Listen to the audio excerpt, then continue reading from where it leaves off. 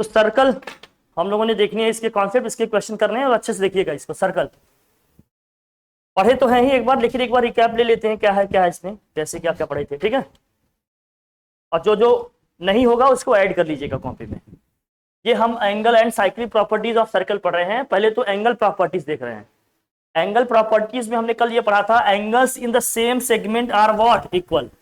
जब भी किसी सर्कल के सेम आर्क या सेम कॉर्ड से एंगल बनेंगे, सेम आर्क या फिर व्हाट सेम कॉर्ड से एंगल बनेंगे, तो एंगल दोनों हमेशा क्या होते हैं भाई, इक्वल। क्या जितने भी एंगल बनेंगे, जैसे ये हमारा बीडी एक क्या है, कॉर्ड है, या हम कहते हैं बीडी हमारा क्या है, एक आर्क है। इस आर्क से, इसी सेम आर्क से जितने भी एंगल बनेंगे सर्कल के सर्कमफ्रेंस पे, सब क्या होंगे, इक्वल।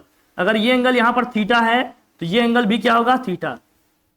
सेम आर्क या सेम कॉर्ड से सर्कल के सर्कमफ्रेंस पे जितने भी एंगल बनेंगे सब क्या होंगे, आपस में इक्वल। क्लियर है, ये हो गया था, समझ लिया था हमने। फिर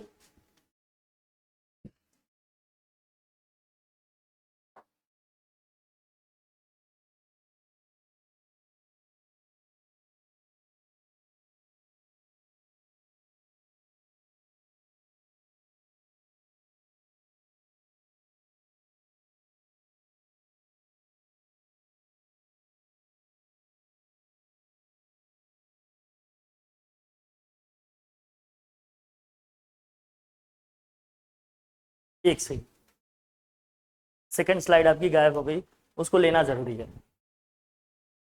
तो फर्स्ट हमने देख लिया, अब सेकंड में आते हैं। सेकंड में क्या था भाई बताओ, सेकंड में क्या था, अगर सेम आर्क या सेम कॉर्ड से सर्कल के सर्कमफ्रेंस पे भी एंगल बन रहा है और सर्कल के सेंटर पे भी एंगल बन रहा है, तो सेंटर वाला जो एंगल होता है सर्कमफ्रेंस का एंगल का क्या होता है, सेंटर वाला एंगल सर्कमफ्रेंस के एंगल का डबल होता है, या यूं कह दें क्या कि सर्कमफ्रेंस का एंगल सेंटर के एंगल का क्या होता है, हाफ होता है। ये भी पढ़े ना कल।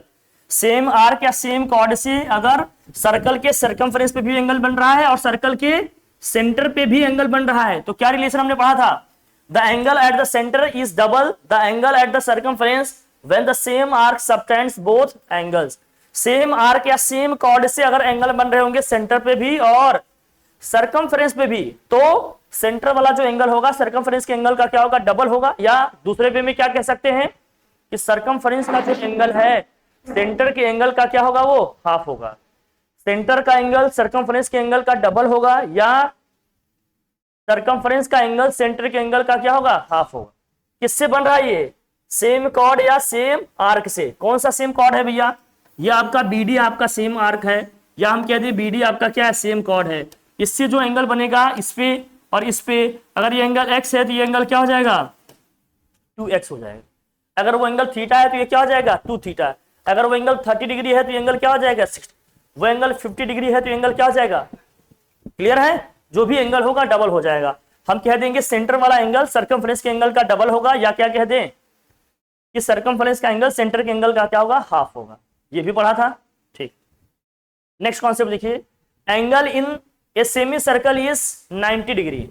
अगर डायमीटर से देख लो इसको, डायमीटर से या सेमी सर्कल पे जो भी एंगल बनेगा हमेशा कितने डिग्री का होगा, 9। इसको लिख लेना, ये आपने ऐड नहीं किया होगा, इसको जरूर लिखो आप, इसको आप जरूर लिखिए।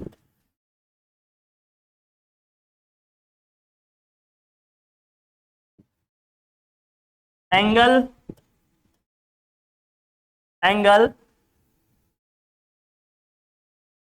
formed by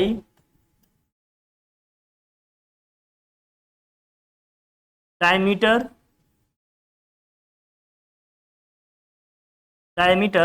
और semicircle at circumference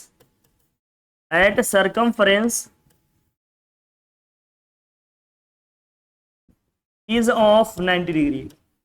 अगर सर्कल के डायमीटर से एंगल बन रहा है सर्कमफ्रेंस पे, ये है ना डायमीटर हमारा, डायमीटर वाले कौन सा कॉर्ड होता है, वो कॉर्ड जो सर्कल के सेंटर से पास हो उसको हम लोग क्या बोलते हैं, डायमीटर। तो जो कॉर्ड आपका सेंटर से पास हो रहा है उसको हम डायमीटर बोलेंगे। डायमीटर से सर्कल के सर्कमफ्रेंस में जो भी एंगल बनेगा वो कितने डिग्री का होगा भाई, 90 डिग्री। सेमी सर्कल या सर्कल के डायमीटर से सर्कल के सरकमफ्रेंस पे जो एंगल बनेगा वो हमेशा कितने डिग्री का होगा? 90 डिग्री का। इसको भी नोट कर लो आप। सर्कल के सरकमफ्रेंस पे डायमीटर या सेमी सर्कल से जो एंगल बनेगा हमेशा कितने डिग्री का होगा? 90 डिग्री का। ध्यान रखना,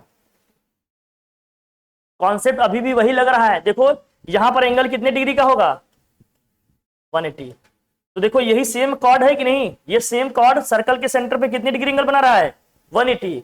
तो इसी कॉर्ड से जब सर्कल के सरकमफ्रेंस पे एंगल बनेगा उसका ये क्या होगा? हाफ होगा। यहाँ 180 का बन रहा है तो यहाँ कितने का बन जाएगा? 90 का बन जाएगा। कॉन्सेप्ट अभी भी वही लग रहा है, लेकिन ये फैक्ट है, ये भी एक कॉन्सेप्ट है, इसको ध्यान में रखिएगा। क्या है कि सर्कल के डायमीटर से या सेमी सर्कल से सर्कल के सरकमफ्रेंस पे जो एंगल बनेगा वो हमेशा कितने डिग्री का होगा? 90 डिग्री का हो जाएगा। कोई दिक्कत? सही है ये? ठीक, चले आगे। नेक्स्ट पॉइंट ये भी लिखा था आपने, opposite angles of a cyclic quadrilateral are what? Supplementary. Cyclic quadrilateral का मतलब क्या है? जिसके चारों वर्टिसेस कहां है? सर्कल के सरकमफ्रेंस पे आए। जिस सर्कल के चारों वर्टिसेस सर्कल के सरकमफ्रेंस पे आएंगे, सॉरी क्वाड्रिलेटरल के, जिस क्वाड्रिलेटरल के चारों वर्टिसेस क्या है? सर्कल के सरकमफ्रेंस पे आएंगे, उस क्वाड्रिलेटरल को हम लोग क्या कहते हैं? साइक्लिक क्वाड्रिलेटरल बोलेंगे। क्या बोलेंगे उसको? Cyclic quadrilateral. और साइक्लिक क्वाड्रिलेटरल में अपोजिट एंगल का जो सम होता है वो हमेशा कितने डिग्री का आता है? 180, या क्या कहेंगे वो? सप्लीमेंट्री होता है। जैसे इस केस में क्या है? एंगल ए प्लस कौन सा एंगल बताओ? एंगल सी, इनका सम कितना आएगा भाई? 180 डिग्री। और कौन सा एंगल? एंगल बी और एंगल डी का सम कितना आएगा भैया? कोई दिक्कत? जब 180 डिग्री होता है सम दो एंगल का, तो उन एंगल्स को हम लोग क्या कहते हैं? Supplementary angles. क्या बोलते हैं? Supplementary angles. या यूं कह दें कि अपोजिट एंगल्स एक दूसरे के क्या होते हैं? सप्लीमेंट होते हैं या सप्लीमेंट्री होते हैं। क्लियर है? साइक्लिक क्वाड्रिलेटरल में होगा, ये ध्यान रखना, चार के चारों वर्टिसेस कहां आने चाहिए? चार के चारों वर्टिसेस कहां आना चाहिए? सर्कल के सरकमफ्रेंस पे, तभी वो क्या होगा? साइक्लिक। और साइक्लिक में ही ये देखने को मिलेगा। Is that clear? सही है ना? ये भी लिखा था हम लोगों ने। हाँ, ये भी कल डिस्कस किए थे।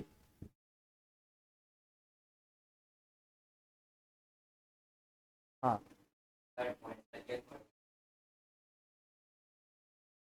लिख लो लिख लो।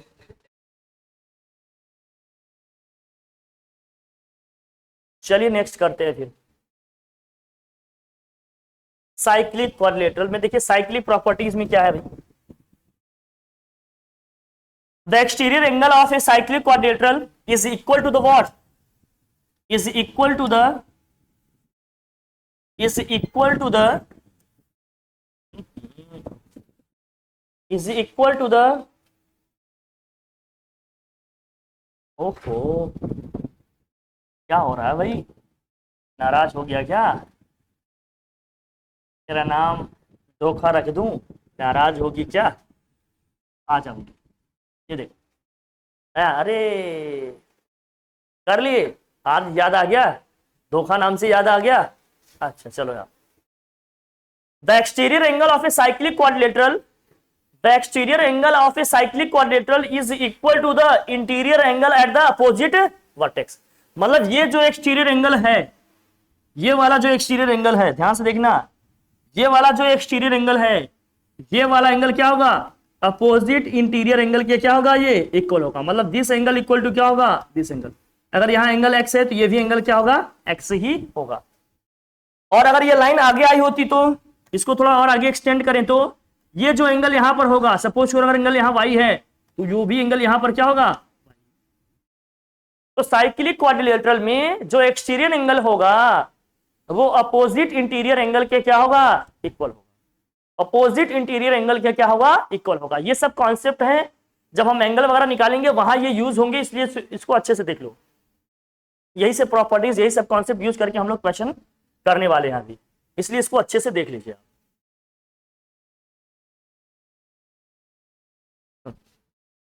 रिलैक्स नहीं होगी पहले, लेकिन बेटा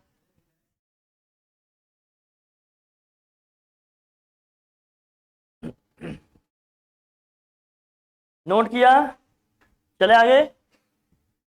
नेक्स्ट हमने कहा था ना, टेंजेंट सर्कल को जिस पॉइंट पे टच कर रहा है अगर उसको हम सर्कल के सेंटर से ज्वाइन करेंगे तो ये जो रेडियस वाली हमारी लाइन बन रही है ये हमेशा इस पे कितने डिग्री का एंगल बनाएगी, कितने डिग्री का बनाएगी, लिखा था ना, tangent at any point on a circle is perpendicular to the radius through the what, point of contact. ये भी डिस्कस किया था कल। जो रेडियस वाली लाइन होगी पॉइंट ऑफ कांटेक्ट पे हमेशा टेंजेंट पे कितने डिग्री एंगल बनाएगी, वो हमेशा टेंजेंट पे कितने डिग्री एंगल बनाएगी, 90 डिग्री का। हम ये कहते हैं कि पॉइंट ऑफ कांटेक्ट को अगर हम सेंटर से ज्वाइन करेंगे तो ये जो लाइन है हमारी ये टेंजेंट पे क्या होगी, 90 डिग्री एंगल पे होगी, मतलब ये दोनों क्या होंगे, परपेंडिकुलर होंगे। यहां तक हो गया था, आगे बढ़े। नेक्स्ट इसे लिखिए, ये आपके लिए नया है। दो सर्कल एक दूसरे को क्या करेंगे, या तो इंटरनली इंटरसेक्ट कर टच कर सकते हैं, या तो क्या करेंगे भाई, एक्सटर्नली, या तो इंटरनली करेंगे या क्या करेंगे, एक्सटर्नली। ध्यान से देखना इसको।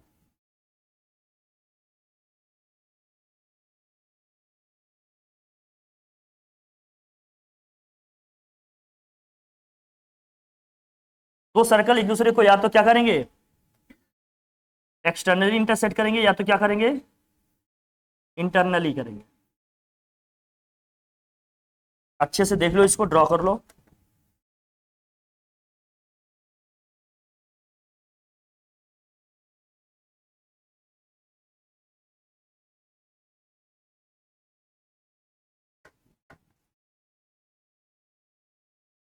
दोनों के सेंटर अलग है, ये पॉइंट ए है, ये पॉइंट, ये लाइन एल है कोई,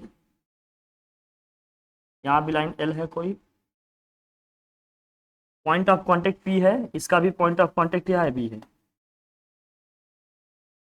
ध्यान रखना इस केस में सर्कल क्या है, एक दूसरे को एक्सटर्नली टच कर रहे हैं। यहां क्या कर रहे हैं भाई, एक्सटर्नली टच कर रहे हैं, यहां पर एक्सटर्नली टच कर रहे हैं।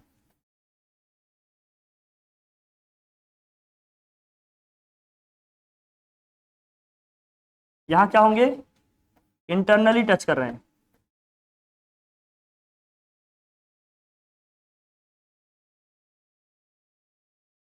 यहां पर सर्कल एक दूसरे को क्या कर रहे हैं, इंटरनली टच कर रहे हैं।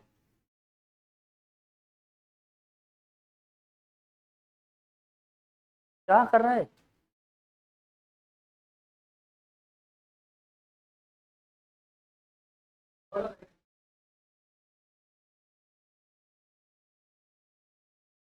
दो सर्कल एक दूसरे को एक्सटर्नली टच कर रहे हैं या तो इंटरनली टच कर रहे हैं। अगर ये एक्सटर्नली टच कर रहे हैं तो दोनों सर्कल के बीच का जो डिस्टेंस होगा, दो सर्कल अगर एक दूसरे को एक्सटर्नली टच कर रहे हैं तो दोनों सर्कल के बीच का जो डिस्टेंस होगा दोनों के रेडियस को सम करने पे मिलेगा। देखो जरा देखो, अगर ए और बी के बीच के डिस्टेंस निकालना हो तो देखो ए से इस पी तक की जो डिस्टेंस होगी पहले वाले का रेडियस होगा कि नहीं, बताओ, पहले वाले सर्कल का ये रेडियस है कि नहीं, ए से पी की जो बीच की डिस्टेंस है ये क्या है, पहले वाले सर्कल का रेडियस है। और यहां पी से बी के बीच की जो डिस्टेंस है वो क्या है, सेकेंड वाले सर्कल का रेडियस है कि नहीं है। जब दोनों सर्कल एक दूसरे को क्या करेंगे, एक्सटर्नली टच करेंगे, जब दोनों सर्कल एक दूसरे को क्या करेंगे, एक्सटर्नली टच करेंगे, तो उस केस में क्या होगा, दोनों के सेंटर के बीच की जो डिस्टेंस होगी दोनों के रेडियस के सम के इक्वल होगी। और सेंटर्स इनके क्या होंगे, कोलीनियर होंगे, सेंटर्स इनके क्या होंगे, कोलीनियर होंगे। और जो सेंटर के बीच की जो डिस्टेंस होगी इन दोनों के रेडियस के सम के क्या आएगी, इक्वल आएगी। दो सर्कल अगर एक दूसरे को एक्सटर्नली टच करेंगे, दो सर्कल अगर एक दूसरे को एक्सटर्नली टच करेंगे तो दोनों सेंटर के बीच की जो डिस्टेंस होगी दोनों के रेडियस के सम के क्या आएगी, इक्वल आएगी। क्लियर है, अब ध्यान समझना। यहां जब ये इंटरनली टच करेंगे तो क्या होगा, जब दोनों सर्कल एक दूसरे को इंटरनली करेंगे टच तो क्या होगा, देखो सर्कल के जो सेंटर होंगे वो कोलिनियर होंगे। कोलिनियर होने का मतलब एक ही लाइन पे आएंगे, एक लाइन पे आ रहे हैं कि नहीं आ रहे हैं। जो पॉइंट ऑफ कांटेक्ट है और सर्कल के जो सेंटर है वो क्या है, एक ही लाइन में आ रहे हैं। यहां भी देखिए पॉइंट ऑफ कांटेक्ट और दोनों सर्कल के सेंटर क्या है, एक ही लाइन में आएंगे, आएंगे ही, ऑब्वियस सी बात है। जरा ध्यान देखना, ये पॉइंट ए है, ये पॉइंट बी है, बहुत ध्यान समझना, ये इंपॉर्टेंट है, मैं कह रहा हूं क्वेश्चन आया था इस बार, इसलिए होशियार रहो थोड़ा सा। देखो ये पॉइंट ए है, पॉइंट बी है, दोनों के सेंटर अलग अलग दिए हैं। अब अच्छे समझना, यहां पर यहां से यहां तक की जो डिस्टेंस है, यहां से यहां तक की जो डिस्टेंस है पहले वाले सर्कल की रेडियस है r1 है।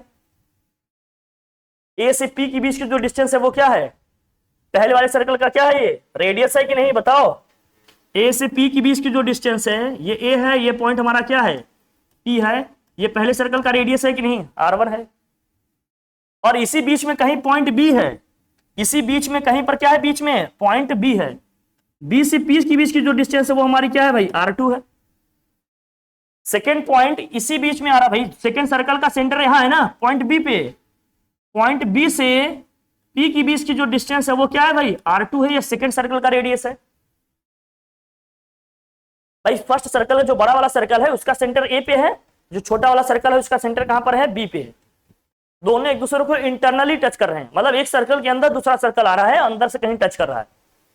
क्लियर है। अब इनका जो पॉइंट ऑफ जो जहां जिस पे कांटेक्ट है, जहां पर ये टच कर रहे हैं, ये टचिंग पॉइंट दोनों के जो सेंटर हैं ये क्या है कोलिनियर है। कोलिनियर होने का मतलब क्या है, एक ही लाइन पे आ रहे हैं। फिर हम ये कह रहे हैं कि ये वाला रेडियस क्या होगा, देखो बड़े वाले सर्कल का रेडियस r1 है, ए से पी के बीच की डिस्टेंस होगी। छोटे वाले सर्कल का रेडियस क्या होगा, बी और पी के बीच की जो डिस्टेंस होगी r2 है। अगर मुझे ए और बी के बीच की डिस्टेंस निकालनी है तो वो कैसे निकलेगी बताओ, r1 माइनस r2 से। r1 में से r2 को माइनस कर देंगे तो दोनों के सर्कल के बीच की क्या आ जाएगी, डिस्टेंस आ जाएगी। इसका मतलब जब दोनों सर्कल एक दूसरे को इंटरनली टच करेंगे तो उनके सेंटर के बीच की जो डिस्टेंस होगी दोनों के रेडियस के डिफरेंस के क्या आएगी, इक्वल आएगी। जब इंटरनली टच करेंगे तो सेंटर के बीच का जो डिस्टेंस होगा रेडियस के डिफरेंस के इक्वल आएगा। जब एक्सटर्नली टच करेंगे तो सेंटर के बीच का डिस्टेंस रेडियस के सम के इक्वल आएगा। और तीन के तीनों पॉइंट्स क्या होंगे, जो पॉइंट ऑफ कांटेक्ट है और सर्कल के सेंटर क्या होंगे, कोलिनियर होंगे, मतलब किसी सिंगल लाइन में ही हमेशा आएंगे, कोलिनियर होंगे। इसका मतलब क्या है, हमेशा सिंगल लाइन में ही आएंगे। क्लियर है, सही है ना, बोलिए, अरे हाँ ना तो बोलो। एकदम मुरझाए हुए पत्ते की तरह लटके हुए यार तुम लोग, पढ़ाई लिखाई में जैसे इंटरेस्ट ही नहीं है, मार मार के कोई धक्का मार मार के पढ़ा रहा हो किसी तरह से। अरे ठीक है, इन्वॉल्व हो, थोड़ा सा इंटरेक्ट करो। आ गया समझ में। अगर सर्कल्स एक्सटर्नली टच करेंगे तो सेंटर के बीच का डिस्टेंस दोनों के रेडियस के सम के इक्वल आएगा। और पॉइंट्स क्या होंगे, सब कोलिनियर होंगे, दोनों के सेंटर और जो पॉइंट ऑफ कांटेक्ट होगा जहां पर दोनों एक दूसरे को टच कर रहे हैं, ये तीनों पॉइंट क्या होंगे, कोलिनियर होंगे, मतलब एक ही लाइन में आएंगे। और जब सर्कल्स इंटरनली टच करेंगे तो सेंटर के बीच का डिस्टेंस दोनों के रेडियस के डिफरेंस के ज्यादा वाले में से कम वाले को माइनस कर लेंगे। और इस केस में भी दोनों के सेंटर और जो पॉइंट ऑफ कांटेक्ट है ये तीनों क्या होंगे, कोलिनियर होंगे। क्लियर है ये बात, कोई डाउट कोई कंफ्यूजन नहीं। नेक्स्ट देखिए, अब किसी भी एक्सटर्नल पॉइंट से किसी भी सर्कल पे केवल और केवल दो ही टेंजेंट हम ड्रॉ कर सकते हैं। किसी एक्सटर्नल पॉइंट से, बेटा तुम इस क्लास में मत बैठो प्लीज,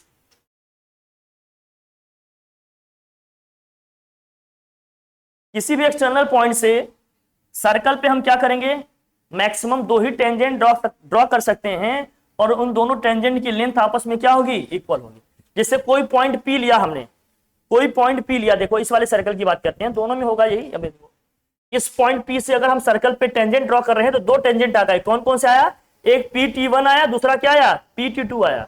एक आया PT1, दूसरा क्या आया, तो दो ही टेंजेंट तो हो सकते हैं। देखो लाइन आ रही है ना, दोनों टच करके जा रही है, तो ये टेंजेंट है और इन दोनों की लेंथ आपस में क्या होगी, इक्वल। मतलब PT1 इज इक्वल टू क्या होगा, PT2। दोनों टेंजेंट की लेंथ आपस में क्या होगी, इक्वल होगी। इसी तरह से इस केस में अगर ये पॉइंट P है, इस P से हमने क्या किया, सर्कल पे टेंजेंट ड्रॉ किया, सर्कल पे दो टेंजेंट ड्रॉ किए। एक टेंजेंट कौन सा ड्रॉ किया, PA, दूसरा टेंजेंट कौन सा ड्रॉ किया, PB। तो ये दो टेंजेंट ड्रॉ कर सकते हैं और इन दोनों की लेंथ आपस में क्या होगी, इक्वल। मतलब PA इज इक्वल टू क्या है, PB। बस ये समझना। तो किसी भी एक्सटर्नल पॉइंट से किसी भी सर्कल पे मैक्सिमम दो टेंजेंट ड्रॉ कर सकते हैं और दोनों टेंजेंट की लेंथ आपस में क्या होगी, इक्वल। अब जरा समझना, अगर ये इसका पॉइंट ऑफ कांटेक्ट है, ए को हमने ओ से ज्वाइन कर दिया तो ये एंगल कितने डिग्री का होगा, ये एंगल भी कितने डिग्री का होगा। बहुत ध्यान समझना, ये सब याद रखना चाहिए। यही लिखा जा रहा है यहाँ पर, क्या यही लिखा जा रहा है यहाँ पर, क्या लिखा जा रहा है, two tangents can be drawn from any point and they are equal in length. और उन दोनों की लेंथ आपस में क्या होगी, इक्वल होगी। इसको ध्यान से देख लो, समझ लो। किसी भी एक्सटर्नल पॉइंट से सर्कल पे केवल और केवल दो टेंजेंट हम ड्रॉ कर सकते हैं और उन दोनों टेंजेंट की लेंथ आपस में क्या होगी, इक्वल होगी। ये सब इंपॉर्टेंट है। किसी भी एक्सटर्नल पॉइंट से सर्कल पे केवल और केवल दो टेंजेंट ड्रॉ कर सकते हैं और दोनों टेंजेंट की लेंथ आपस में क्या होगी, इक्वल होगी। दोनों टेंजेंट की लेंथ आपस में क्या होगी, इक्वल होगी। क्लियर है? इसको ध्यान रखना। इसकी प्रूविंग भी आती है। इसकी क्या होती है,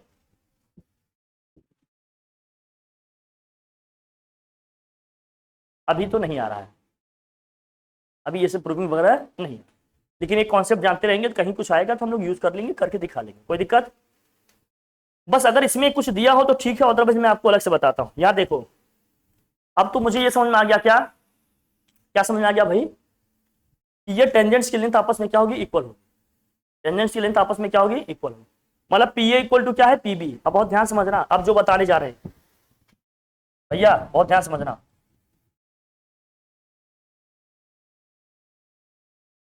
पॉइंट मान लेते हैं, यहां पर हमारा कोई टेंजेंट हमें ड्रॉ करने हैं।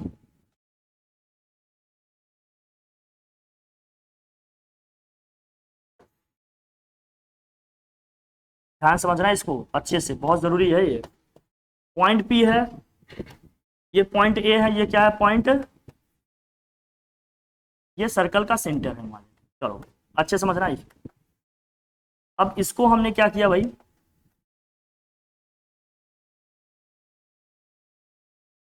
एंगल कितने डिग्री का है ये बताओ, ये भी एंगल कितने डिग्री का होगा जरा बताना।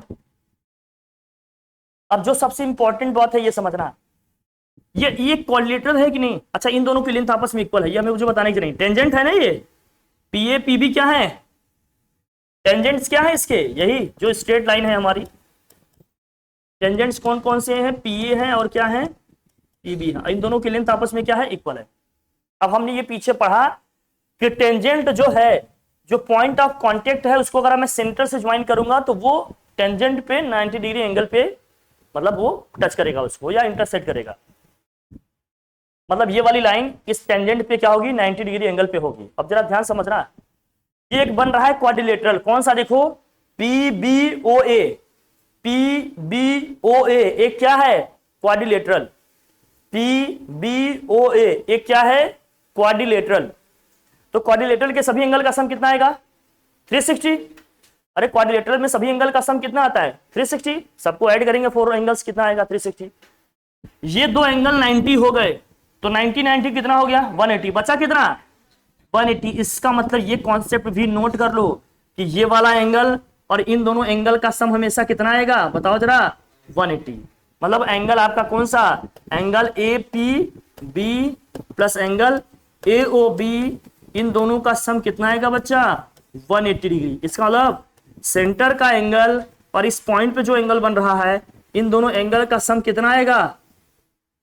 अगर यहां पॉइंट पी है, वहां यहां एंगल एक्स है, यहां एंगल वाई है, तो क्या लिखेंगे, angle X plus angle Y equal to कितने डिग्री हो जाएगा। ये नोट कर लेना, ये कॉन्सेप्ट भी हम यूज करेंगे। क्वेश्चन जब हम लोग सॉल्व करेंगे तो ये कॉन्सेप्ट भी यूज होगा, ध्यान रखना। ये सारी चीजें आएंगी, इसलिए मैं अलग से बताते चल रहा हूं। इसको नोट करते रहो आप, इसको नोट करते रहो आप, सब नोट करते रहना। अपोजिट एंगल्स का सम कितना आ जाएगा यहाँ, 180 डिग्री। मतलब सेंटर पर जो एंगल बन रहा है और यहाँ पर जो एंगल बन रहा है, ये भी सप्लीमेंट्री होंगे, ये भी क्या होंगे, सप्लीमेंट्री होंगे। सप्लीमेंट्री का मतलब दोनों का सम कितना आएगा, 180 डिग्री आएगा, सेंटर पे और जो यहां बन रहा है। इसको ध्यान रखना, ये इंपॉर्टेंट है, ठीक है। ये सब चीजें आ जाएंगी, अगर नहीं पता होगे तो फिर क्वेश्चन नहीं बनेंगे। इसलिए इसके कॉन्सेप्ट पहले अच्छे से समझना बहुत क्या है, जरूरी है, तब इसके क्वेश्चन। इसमें कुछ फार्मूला नहीं है, इसमें यही सब कॉन्सेप्ट, यही सब थ्योरी लगने हैं। अगर ये सब आपको याद रहेंगे, ये सब आपको पता होंगे तो आप कर लो जाओगे, लिखा लोगे, ठीक है। नहीं याद होंगे, नहीं पता होंगे तो नहीं कर पाओगे, कोई वैल्यू वहां नहीं निकाल पाओगे आप। तो ये सब आपको इनिशियली पता होने चाहिए। इसको ध्यान से समझ लो, एकदम अच्छे से समझ लो।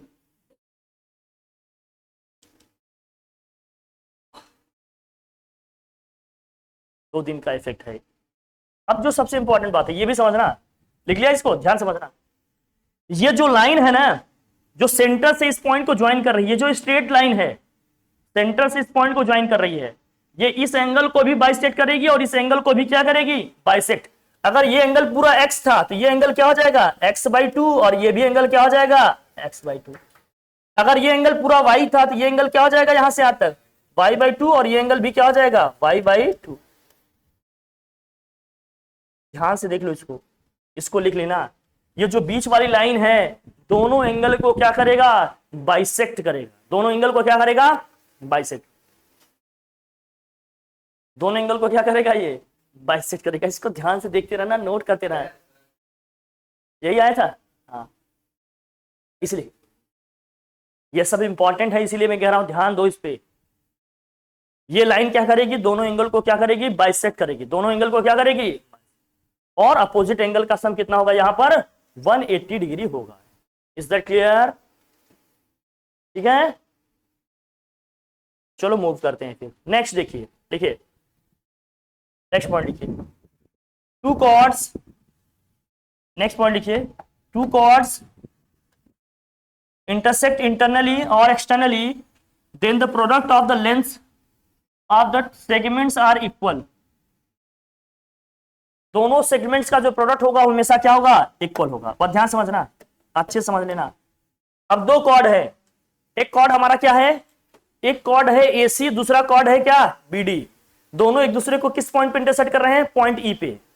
एक कॉर्ड है हमारा AB, दूसरा कॉर्ड है हमारा क्या BD। दोनों एक दूसरे को पॉइंट E पे क्या कर रहे हैं इंटरसेक्ट कर रहे हैं। जब दोनों एक दूसरे को पॉइंट E पे इंटरसेक्ट कर रहे हैं तो होगा क्या, यहां समझना,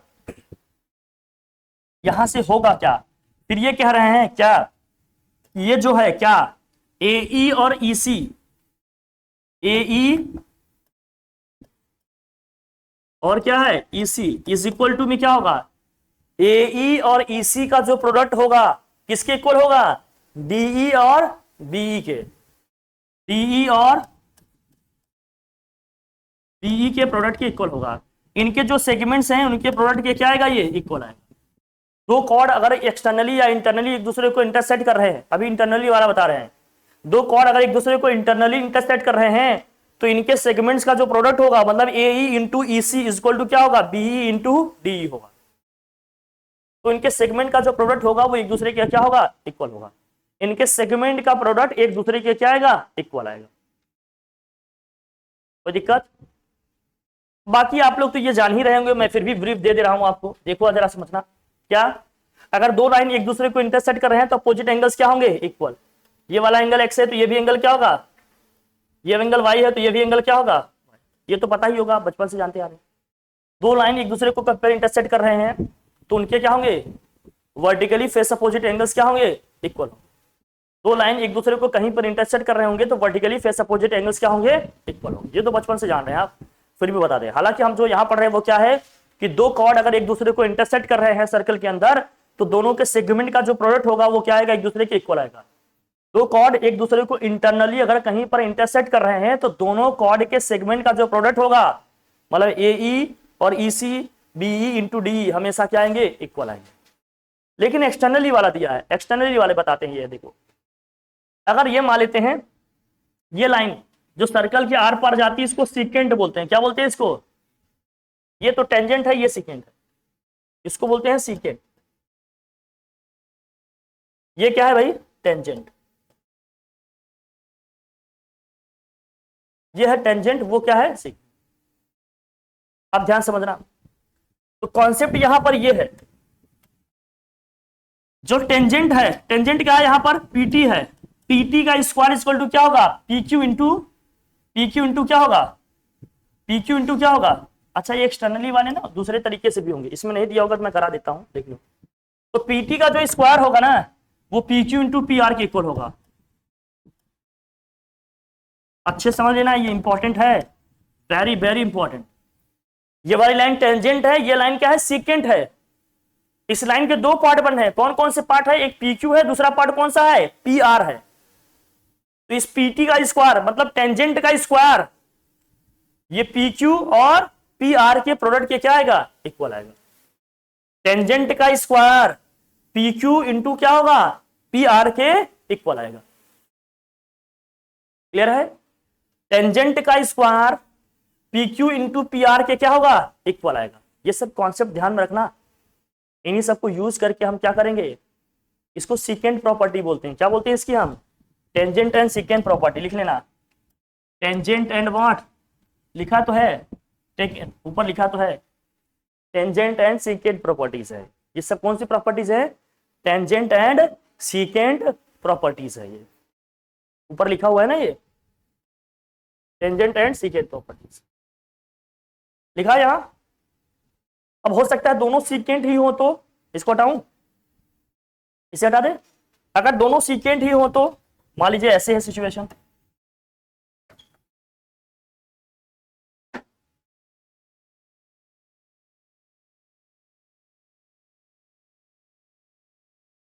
टेंजेंट कोई है ही नहीं, यहां मान लीजिए सीकेंट ही हो तो ये पॉइंट P है, ये A है, ये B है, ये P है, ये क्या है Q। ये दोनों सीकेंट है, क्यों भाई, ये भी है सीकेंट, एक सीकेंट है, ये भी क्या है, ये दूसरा सीकेंट है। सीकेंट का मतलब जो सर्कल को इंटरसेक्ट कर रही है दो पॉइंट पे एक लाइन। तो इस केस में क्या हो जाएगा बताओ, इस केस में क्या होगा, PA into PB, PA into क्या होगा PB। अरे यहां से यहां तक PA और यहां से यहां तक क्या हो गया PB, इज इक्वल टू में क्या होगा, इज इक्वल टू में PB इंटू क्या होगा PQ।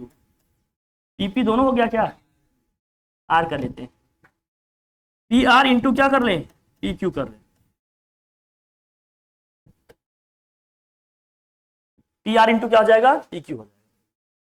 इसको समझ लेना, अगर दोनों सीकेंट ही हो गए, दोनों सीकेंट ही हो गए तो ये PA इंटू क्या होगा PB equal to PR into क्या हो जाएगा PB हो जाएगा, PQ हो जाएगा। अगर इसमें से एक टेंजेंट है तो, एक टेंजेंट है तो टेंजेंट का स्क्वायर और क्या होगा PQ इंटू PR के इक्वल होगा। दोनों सीकेंट है तो PA into PB is equal to क्या होगा PR इंटू PQ होगा। इसको देख लेना, इस पे क्वेश्चन आते हैं, फंस जाते हैं बच्चे। इसलिए जो चीजें जहां लगती है कि थोड़ा सा कॉम्प्लिकेटेड है या टफ होगी, उसको हम लोग अच्छे से करेंगे, सो दैट कम से कम प्रॉब्लम हो, कम से कम प्रॉब्लम हो, इसका विशेष ध्यान रखेंगे। कोई दिक्कत नहीं, बढ़ ले आगे। अब यहां तक सही है, अब लिखो इसको। अब ये तो हमने कल बता ही दिया था आपको। अगर मान लीजिए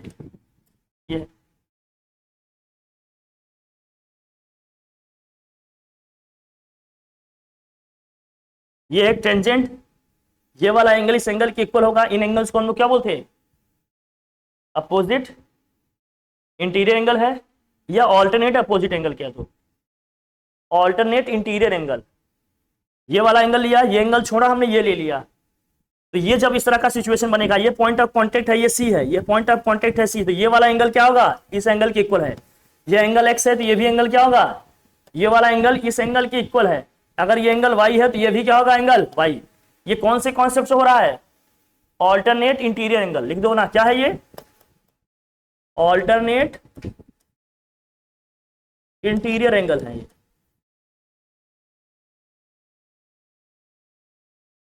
यह है ऑल्टरनेट इंटीरियर एंगल। जो ऑल्टरनेट इंटीरियर एंगल होंगे वो क्या होंगे यहां पर इक्वल, ठीक है, ये तीन है ऐसे। तो ऑल्टरनेट इंटीरियर एंगल क्या हो जाएंगे इक्वल, ये वाला एंगल इस एंगल के इक्वल होगा, ये वाला एंगल, ये सब इंपॉर्टेंट है, बना लेना, इसको लिख लेना। कौन से कॉन्सेप्ट से लिखेंगे, कौन सी प्रॉपर्टी से होगा, ये ऑल्टरनेट इंटीरियर एंगल होगा। क्या होगा ये ऑल्टरनेट इंटीरियर एंगल। जितना अच्छा ये आपको लर्न रहेगा ना, उतना ही अच्छे से आप इसको यूज कर पाओगे। जितनी अच्छे से ये सारी चीजें आपको लर्न रहेंगी, आपके टिप्स पे रहेंगी, आपके लिप्स पे रहेंगी, उतना ही इफिशिएंटली आप इसको यूज कर पाओगे।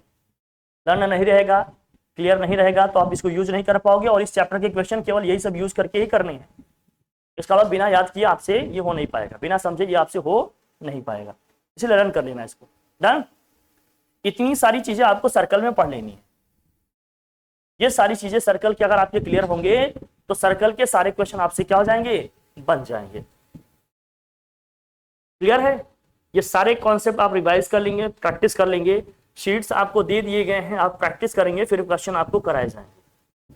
बोर्ड के क्वेश्चन और कुछ जो भी इंपॉर्टेंट क्वेश्चन है, जितने भी डिफरेंट टाइप के क्वेश्चन हो सकते हैं, सबके में से एक एक दो दो क्वेश्चन करा देंगे, बाकी क्वेश्चन आप लोग प्रैक्टिस करेंगे। इसलिए दोनों शीट आपको एक साथ दे दी, प्रीवियस ईयर क्वेश्चन, आपकी प्रैक्टिस क्वेश्चन सब साथ में आप लोग प्रैक्टिस करेंगे। कल रिवीजन के साथ आएंगे, फिर इसमें आगे बात करेंगे। डन। ठीक है, फिर रिवीजन प्रैक्टिस के साथ आइए, फिर आगे बात करेंगे। ठीक है, फिर थैंक यू सो मच आज के लिए, थैंक यू।